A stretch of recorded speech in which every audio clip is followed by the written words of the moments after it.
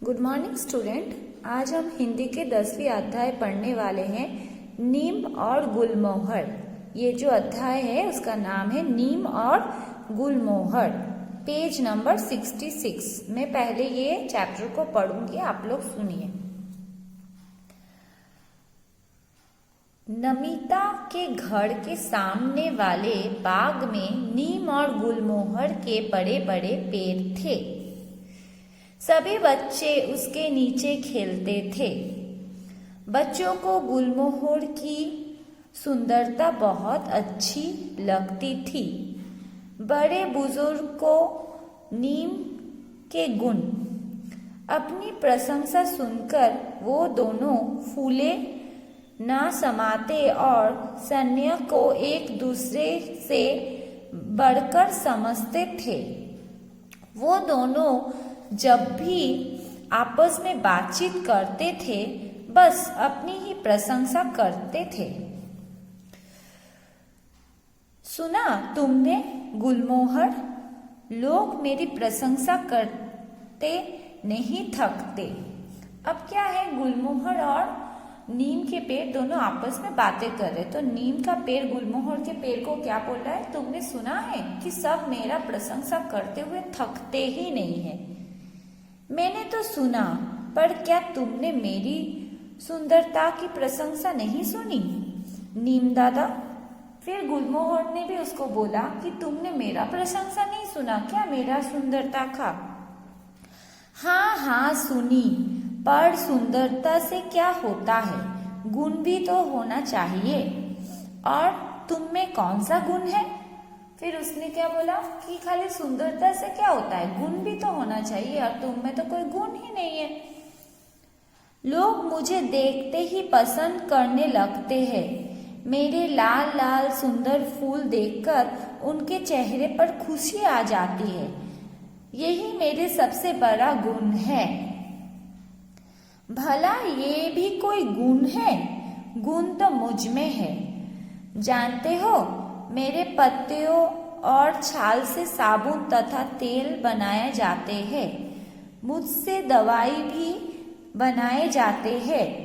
गर्मी के दिनों में मेरी पत्तियों में पानी में डालकर स्नान करने से फोड़े फुंसी नहीं होते। मेरे होने से वातावरण में सुधार वही रखती है। ठीक है, लेकिन तुम कितने कड़वे हो।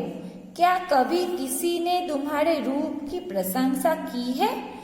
सुंदरता और रूप रंग पहला स्थान रखते हैं, बाकी गुण तो बाद में आते हैं।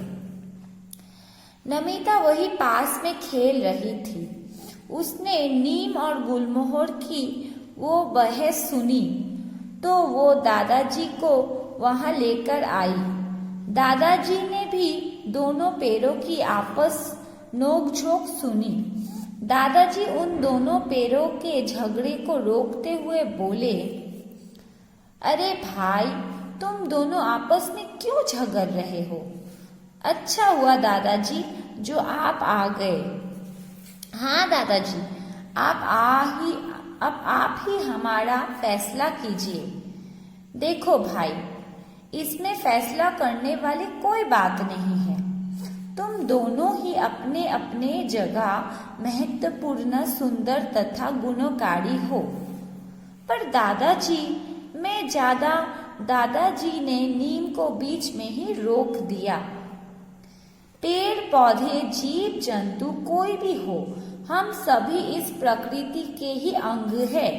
प्रकृति ने सभी को कोई न कोई गुण अवश्य दिया है, और फिर सभी पेड़ पौधे वातावरण को स्वच्छ बनाने में उपयोगी होते हैं।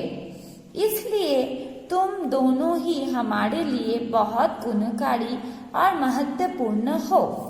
दादाजी की बात सुनकर नीम और गुलमोहर दोनों ही चेहरे पर प्रसन्नता छा गई। तो इस कहानी से हम लोगों को क्या जानने को मिला कि पेड़ भले वो कोई भी हो, कैसे भी हो, उसमें फूल होता हो ना होता हो, कुछ भी हो, लेकिन वो हमारे लिए महत्वपूर्ण है। तो इसके लिए हमारा पेड़ उगाना बहुत जरूरी है। वातावरण जो हमारे चारों तरफ के हवा होते हैं उसको वो ताज़ा करते हैं। ओके, तो अब इसको अभी आप लोग 2 बार रीड करिए, फिर मैं आप लोगों को इसका शब्दार्थ भेजूंगी, क्वेश्चन आंसर सब पूरा एक्सरसाइज भेजूंगी। Okay, thank you.